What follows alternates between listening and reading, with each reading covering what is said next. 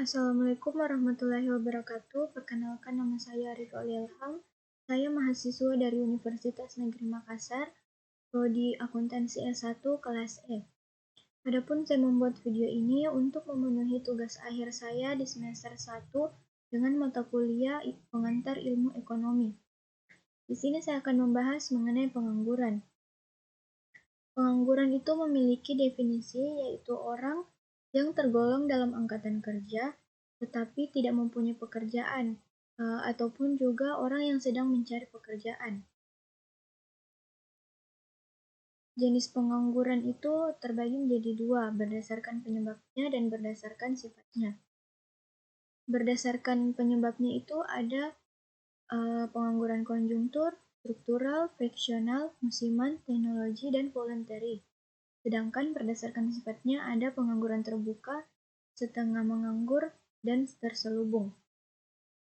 Yang pertama, saya akan membahas mengenai penyebab pengangguran berdasarkan penyebabnya. Jenis pengangguran berdasarkan penyebabnya. Pengangguran siklis atau konjungtur. Pengangguran siklis atau konjungtur itu adalah pengangguran yang disebabkan oleh perubahan dalam tingkat kegiatan perekonomian. Yang kedua, pengangguran struktural. Pengangguran struktural disebabkan oleh perubahan struktur ekonomi pada suatu negara. Contohnya dari struktur pertanian ke industri atau ke struktur keniagaan. Di sini tenaga kerja di bidang pertanian tidak dapat bekerja di bidang industri karena keterbatasan keterampilannya. Selanjutnya, pengangguran friksional. Pengangguran friksional itu merupakan pengangguran yang terjadi karena adanya ketidakseimbangan antara pencari pekerjaan dan lowongan pekerjaan, yang menyebabkan kesenjangan tersebut muncul karena adanya ketidakseimbangan waktu, informasi, dan jarak. Selanjutnya, pengangguran musiman. Pengangguran musiman itu pengangguran yang terjadi secara berkala. Contohnya, seorang petani yang bekerja di sawahnya orang, itu disebut pengangguran musiman karena pada saat musim panen telah selesai, petani tersebut tidak dapat lagi bekerja sehingga disebut pengangguran musiman. Selanjutnya, pengangguran teknologi. Pengangguran ini adalah pengangguran yang terjadi karena adanya kemajuan teknologi atau mekanisme sehingga terjadi sebuah perubahan penggunaan tenaga kerja manusia menjadi tenaga mesin.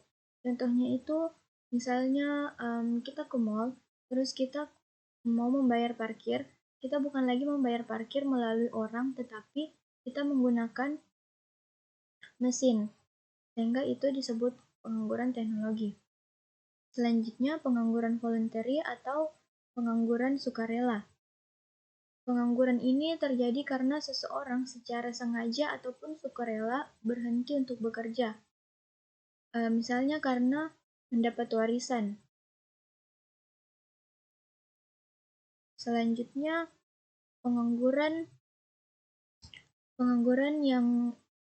jenis pengangguran yang disebabkan berdasarkan sifatnya.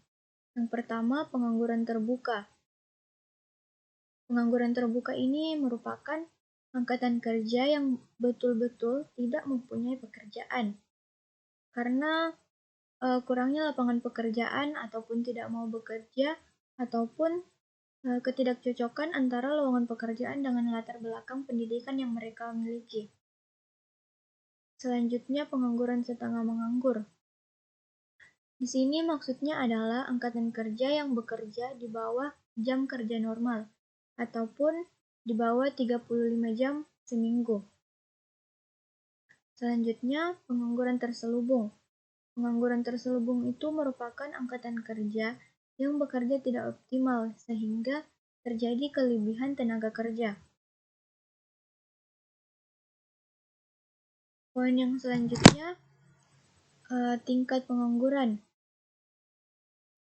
Tingkat pengangguran itu merupakan perbandingan antara jumlah penganggur dengan jumlah angkatan kerja dalam kurun waktu tertentu yang dinyatakan dalam persentase. Cara menyatakannya itu dalam persentase yaitu jumlah penganggur sama dengan jumlah angkatan kerja dikali dengan 100%. Poin selanjutnya yaitu penyebab pengangguran. Di sini penyebab pengangguran ada beberapa. Yang pertama itu jumlah angkatan kerja tidak sebanding dengan jumlah lapangan pekerjaan yang tersedia. Yang kedua, ketidakseimbangan antara permintaan dan penawaran tenaga kerja pada suatu tingkat upah tertentu. Yang ketiga, ketidaksesuaian antara hasil yang dicapai antara pendidikan dengan lapangan pekerjaan. Yang keempat, ketidakseimbangan kebutuhan jumlah dan jenis tenaga terdidik dan penyediaan tenaga terdidik. Yang kelima, ketidakseimbangan penyediaan dan pemanfaatan tenaga kerja antar daerah. Yang keenam, kualitas sumber daya manusianya itu masih rendah. Yang ketujuh, perusahaan menutup usahanya akibat krisis ekonomi atau keamanan kurang kondusif. Yang kedelapan, peraturan yang menghambat investasi. Poin yang selanjutnya yaitu akibat pengangguran. Akibat pengangguran itu produktivitas dan pendapatan masyarakat. Seperti kemiskinan, daya beli masyarakat, permintaan hasil produksi, investasi yang rendah, pembangunan ekonominya terhambat, serta pertumbuhan ekonomi juga terhambat. Ini menimbulkan ketidakstabilan antara sosial dan politik pada suatu negara. Masalah-masalah itu juga menimbulkan masalah dalam masalah sosial seperti kriminalitas, yaitu pencurian, perampokan, penculikan, dan juga terjadi terkadang pelacuran atau pemerkosaan. Poin yang selanjutnya yaitu dampak pengangguran terhadap pembangunan nasional. Dampaknya yaitu yang pertama, pendapatan nasional dan pendapatan per kapitanya rendah. Yang kedua, penerimaan negara dari penghasilan menurun. Yang ketiga, dampak psikologis. Pengangguran minder karena status sosial tidak jelas sehingga menimbulkan perilaku yang menyimpang atau menimbulkan penyakit sosial. Yang keempat, meningkatkan biaya sosial seperti biaya keamanan, biaya proses keadilan, serta biaya medis. Yang selanjutnya itu cara mengatasi pengangguran ini secara umum. Yang pertama, memperluas dan membuka lapangan pekerjaan. Yang kedua, mengadakan bimbingan dan penyuluhan keterampilan tenaga kerja. Yang ketiga, menambah keterampilan melalui BLK. Yang keempat, meningkatkan pendidikan. Yang kelima, pendayagunaan atau penyebaran TK. Yang keenam, pengembangan produktivitas TK. Poin selanjutnya yaitu cara mengatasi pengangguran siklis. Caranya yaitu yang pertama, meningkatkan daya beli masyarakat. Yang kedua, mengarahkan permintaan masyarakat untuk membeli jasa atau barang. Yang ketiga, membuka pasar baru di luar negeri.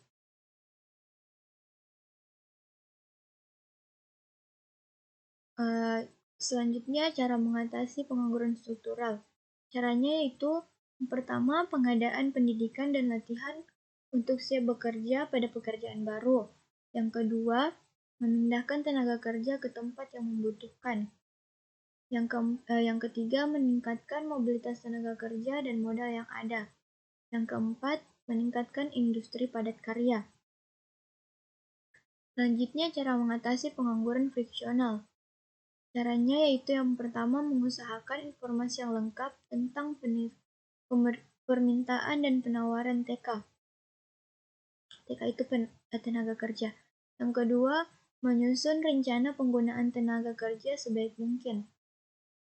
Selanjutnya, cara mengatasi pengangguran musiman. Yang pertama, pemberian informasi yang jelas tentang adanya lowongan pada bidang lain.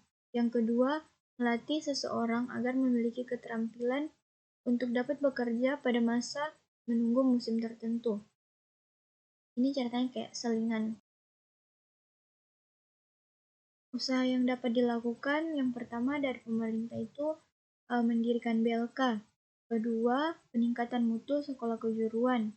Yang ketiga, penciptaan kondisi yang kondusif bagi penanaman modal transmigrasi dan KB. Dari pihak swasta ataupun perusahaan, seharusnya bekerja sama dengan sekolah ataupun kampus untuk magang di perusahaan. Dari individu, itu yang pertama membekali diri dengan keterampilan dan ilmu yang disyaratkan pada perusahaan. Misalnya pada komputer, ataupun kita harus menguasai bahasa asing. Yang kedua, menanamkan jiwa wirausaha. Itulah tadi materi saya mengenai pengangguran. Kurang dan lebihnya saya ucapkan maaf dan saya ucapkan terima kasih. Wassalamualaikum warahmatullahi wabarakatuh.